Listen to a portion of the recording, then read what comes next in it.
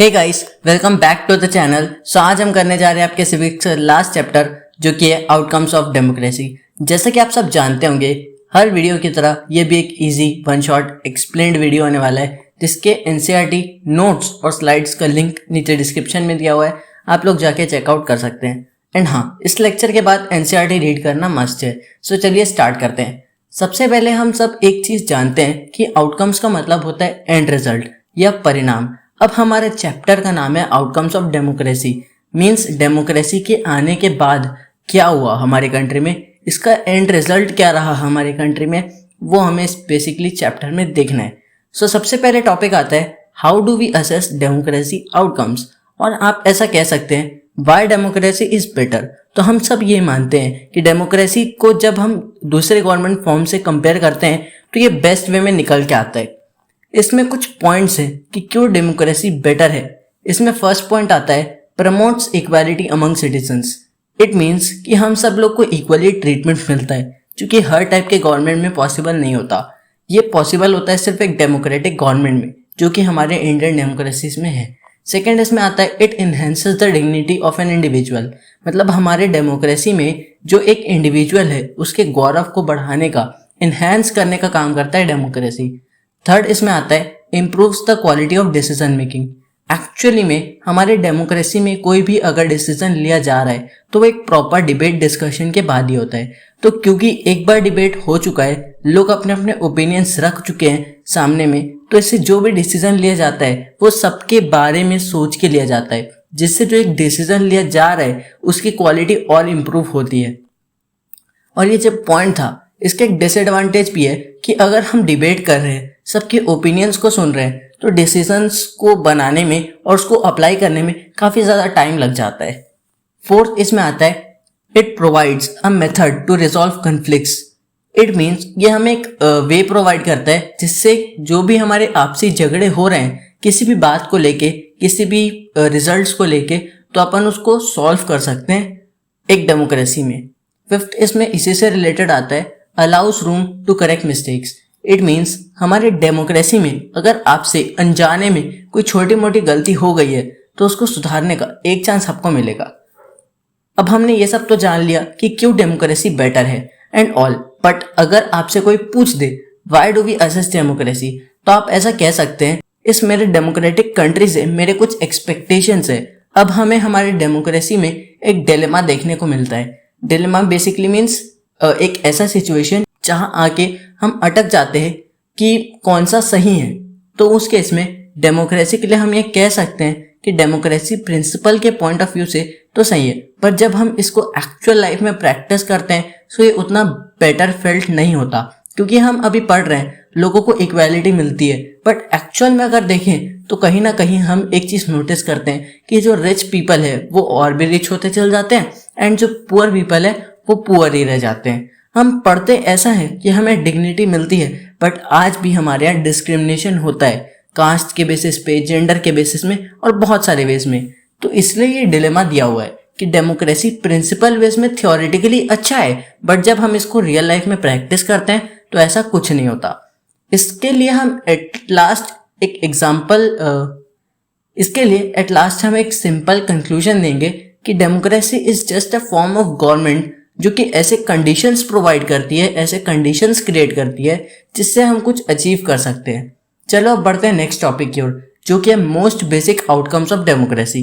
यहाँ पे हमारे डेमोक्रेटिक गवर्नमेंट को 3 फॉर्म्स में डिवाइड किया गया है: accountable government, legitimate government, responsible government. Accountable का सिंपल मीन्स होता है एक ऐसा इंडिविजुअल जो सबके बिहाफ में प्रॉब्लम्स को देखता है एंड वो प्रॉब्लम्स अगर अराइज हुई हैं तो वो कैसे उसको रिस्पॉन्ड करता है उसको कहते हैं। इट सिंपली मीन्स कि वो कैसे लोगों को जवाब देता है। इसमें पहला पॉइंट आता है government elected by the people should be accountable. It means कि जो भी डेमोक्रेटिक फॉर्म ऑफ गवर्नमेंट हम चूज कर रहे हैं, हम इलेक्ट कर रहे हैं, वो अकाउंटेबल हो, ताकि कोई भी प्रॉब्लम्स अगर हमारे इकोनॉमी में अराइज हो तो वो इसके अगेंस्ट में रिस्पॉन्ड कर सके, जवाब दे सके। नेक्स्ट पॉइंट इसमें आता है citizens have the right to choose their leaders and take part in decision making. यानी कि अगर कोई भी डेमोक्रेटिक फॉर्म ऑफ गवर्नमेंट को इलेक्ट किया जा रहा है आगे रिस्पॉन्सिबिलिटी देने के लिए या हेड वर्कर बनाने के लिए, तो पीपल या सिटीजन्स के पास राइट्स होते हैं कि वो अपने अकॉर्डिंग लीडर्स को चूज करें एंड जो भी डिसीजन लिया जा रहा है उसमें पार्ट ले। नेक्स्ट पॉइंट इसमें आता है, citizens have the right to know whether a decision was taken following the proper norms and procedure. इसका मतलब यह है कि सिटीजन्स को ये जानने का पूरा हक है कि जो भी डिसीजन लिया जा रहा है वो प्रॉपर नॉर्म्स और प्रोसीजर्स को फॉलो करके लिया जा रहा है या नहीं, क्योंकि अगर यूं ही हवा में कोई भी डिसीजन बन रहे हैं तो इसका मतलब हमारे सिस्टम में कुछ ना कुछ गड़बड़ी है। नेक्स्ट पॉइंट इसमें आता है रिस्पॉन्सिव गवर्नमेंट। रिस्पॉन्सिव का सिंपल मीनिंग होता है, डेमोक्रेसी के कॉन्टेक्स्ट से अगर हम देखें तो जो हमारी गवर्नमेंट है वो रिस्पॉन्ड कर रही है, हमारी बातों को सुन रही है और सिचुएशंस के अकॉर्डिंग रिएक्ट कर रही है। इसमें लिखा है कि government should be responsive to the needs of the people, मतलब कि एक जो डेमोक्रेटिक गवर्नमेंट है उसको हमेशा लोगों की ज़रूरत में रिस्पॉन्ड करना चाहिए।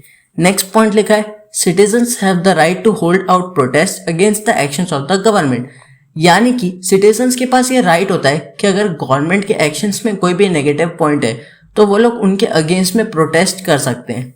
नेक्स्ट पॉइंट यहाँ पे आता है, people can hold protest, organise rallies and force government to respond to them.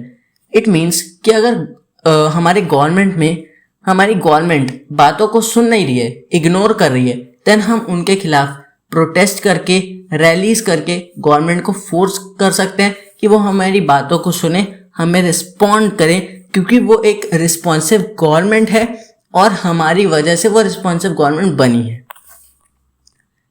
Next इसमें आता है लेजिटिमेट गवर्नमेंट। ये जो वर्ड होता है लेजिटिमेट, इसका सिंपल मीन्स होता है ऐसा कोई भी चीज जिसको हाईली वैल्यूड किया जाता है। So in the context of democracy, if you are saying that it is legitimate, then it means हमारा डेमोक्रेसी एक हाईली वैल्यूड लेजिटिमेट गवर्नमेंट है। अब हमारा डेमोक्रेसी और किस वे में लेजिटिमेट है, as it is selected by the citizens and enjoys the confidence and trust of citizens. तो क्योंकि हमने अपनी डेमोक्रेसी, अपनी फॉर्म ऑफ गवर्नमेंट चुनी है, तो हम जब कॉन्फिडेंट थे कि हाँ ये गवर्नमेंट हमारे लिए सही होगा, तभी हमने उसको चुनी है। तो इसलिए डेमोक्रेसी भी कॉन्फिडेंस एंजॉय करता है और डेमोक्रेसी में लोगों का ट्रस्ट बैठा हुआ है। हमें ट्रस्ट है कि हमारी जो डेमोक्रेटिक फॉर्म ऑफ गवर्नमेंट हमने बनाई है वो सही है और इसलिए इसको रूल ऑफ लॉ कहा जाता है। नेक्स्ट टॉपिक हमारा आता है इकोनॉमिक ग्रोथ एंड डेवलपमेंट।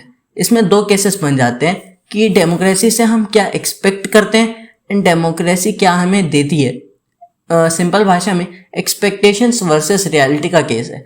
तो अगर मैं सिंपल लैंग्वेज में कहूँ तो हम सब डेमोक्रेसी से एक चीज़ एक्सपेक्ट करते हैं और वो ये है कि जो हमारी इकोनॉमी है वो काफ़ी ज़्यादा वाइटल होगी, काफ़ी ज़्यादा ग्रो कर रही होगी, हमारा जो भी डेवलपमेंट होगा वो अच्छा होगा, क्योंकि अगर अच्छी गवर्नमेंट होगी तभी हमारा एक अच्छा डेवलपमेंट होगा।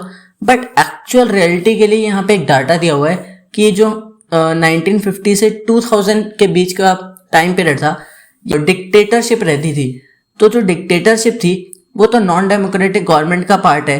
तो इसलिए ये कहा गया है कि जो हमारा रेट ऑफ इकोनॉमिक ग्रोथ था वो इस डिक्टेटरशिप के वजह से कम था। लेम भाषा में डिक्टेटरशिप हाई थी, डेमोक्रेसी कम थी। अब हमारे इंडिया का जो डेवलपमेंट होता था वो सेवरल फैक्टर्स पे डिपेंड करता था, जैसे कंट्री की population, global situation, availability of resources और बहुत कुछ। बट सिर्फ इस रेट ऑफ ग्रोथ के बेसिस में हम डेमोक्रेसी को रिजेक्ट नहीं कर सकते, क्योंकि बाकी जो फैक्टर्स है या जो बाकी फीचर्स है कि इसमें हमको डिग्निटी मिलती है, इसमें हमको रिस्पेक्ट मिलता है, इसमें हमको इक्वालिटी मिलती है, इसमें हमको फ्रीडम मिलता है, ये सब तो हमारे ही हित में है ना। इसलिए हम ये कह सकते हैं कि development is not guaranteed in democracy. ये ज़रूरी नहीं है कि अगर डेमोक्रेसी है तो वहाँ पे डेवलपमेंट होगा, बट वो इकोनॉमिक ग्रोथ के मामले में डिक्टेटरशिप से कम्पीट कर सकता है, क्योंकि हमारा इकोनॉमिक ग्रोथ एग्रीकल्चर सेक्टर की वजह से काफ़ी अच्छा है। नेक्स्ट टॉपिक आता है reduction of inequality and poverty. Inequality का सिंपल मीनिंग होता है हर किसी को अलग वे में ट्रीट करना, और अगर हम डेमोक्रेसी में इनइक्वालिटी की बात कर रहे हैं तो सीधा से इकोनॉमिक इनइक्वालिटी रहेगा। वहीं पॉवर्टी का सिंपल मीनिंग होता है गरीबी या वो सिचुएशन जहाँ पे लोग अपनी बेसिक नीड्स को भी फुलफिल नहीं कर पा रहे हैं। तो इसलिए यहाँ एक लाइन लिखी हुई है, democracies are based on political equality but the case is not same for economic. मतलब वही है कि डेमोक्रेसीज पूरी तरह से पॉलिटिकल इक्वालिटी पे बेस्ड है, पॉलिटिकली सारी चीज़ें अच्छी हो रही है हमारी डेमोक्रेसी पे, बट यही केस इकोनॉमिक इक्वालिटी में अप्लाई हो ये पॉसिबल नहीं है। इकोनॉमिक इक्वालिटी नहीं है इन द सेंस लोगों को प्रॉपर अमाउंट में, इक्वल अमाउंट में रिसोर्सेस प्रेजेंट नहीं है, कोई पुअर है कोई रिच है। आगे कुछ और पॉइंट्स दिए हैं उसको पढ़ते हैं। Small number of ultra rich people enjoy a highly disproportionate number of wealth and incomes, those at the bottom of society have very little to depend upon. जैसा कि मैंने अभी आपको बताया, जो लोग रिच हैं वो और ज्यादा रिच होते जा रहे हैं और जो लोग पुअर हैं वो और ज्यादा पुअर होते जा रहे हैं। मतलब अगर 10% ऑफ रिच पीपल हमारे कंट्री में है तो वो हमारे कंट्री का 90% वेल्थ लेके बैठे हैं, बट अगर 90% पीपल है उनके पास सिर्फ 10% वेल्थ है जिसके सहारे उनका जीवन बीत रहा है। इसलिए लास्ट में ये कंक्लूजन है, in actual life democracies do not appear to be very successful in reducing in economic inequalities. मतलब डेमोक्रेसी अच्छी है बट प्रैक्टिकली वो अभी तक इकोनॉमिक इनइक्वालिटीज को कम करने में सक्सेसफुल नहीं हो पाई है। बढ़ते हैं नेक्स्ट टॉपिक की ओर, एकोमोडेशन ऑफ सोशल डाइवर्सिटी। यहाँ अगेन हम डेमोक्रेसी से कुछ एक्सपेक्टेशंस रखते हैं कि हमें एक हार्मोनियस सोशल लाइफ जीने को मिले। इसके लिए आपके एनसीईआरटी में एक बहुत अच्छी लाइन दी हुई है, we can't reduce the social differences but we can accommodate it. इसका मतलब है कि हमारे बीच में जो भी सोशल डिफरेंसेस होते हैं उसे हम कम नहीं कर सकते बट एकोमोडेट कर सकते एक साथ रह के। नो सोसाइटी कैन फुली और permanently resolve conflicts among different groups. इसका मतलब है कोई भी सोसाइटी सोशल डिफरेंसेस को लेके सारे जो कॉन्फ्लिक्ट्स होते हैं उसको फुली और परमानेंटली रिजॉल्व नहीं कर सकती। इसके लिए यहाँ पे 2 की पॉइंट्स दिए हुए हैं, 2 सॉल्यूशंस दिया हुआ है। First, it is necessary to understand that democracy is not simply ruled by majority opinion, the majority always needs to work with minority. It means ये जरूरी नहीं है कि डेमोक्रेसी में सिर्फ मेजॉरिटी लोगों का ही राज चलेगा। मेजॉरिटी लोग माइनॉरिटी लोग के साथ मिलके काम कर सकते हैं। पर अब आप कहोगे भैया यार हमने पढ़ रखा है democracy is equal to rule by majority, मतलब जो मेजॉरिटी चाहेगी वही होगा। सेकेंड पॉइंट इसमें सुनो, it is also necessary that rule by majority does not become rule by majority community in terms of religion, race, linguistic groups. इसका मतलब है कि अगर कोई बंदा कभी वोटिंग से मेजॉरिटी में आता है तो उस वक्त कोई भी रिलीजन, कोई भी रेस, कोई भी कास्ट के बेसिस में उसे रूल करने से हम रोक नहीं सकते, वरना डिस्क्रिमिनेशन हो जाएगा। इसलिए कहा गया है कि हर किसी को एटलीस्ट एक बार मेजॉरिटी में आने का चांस मिलना चाहिए। अब हम बढ़ते हैं अपने नेक्स्ट और लास्ट टॉपिक की ओर, जो कि dignity and freedom of the citizens.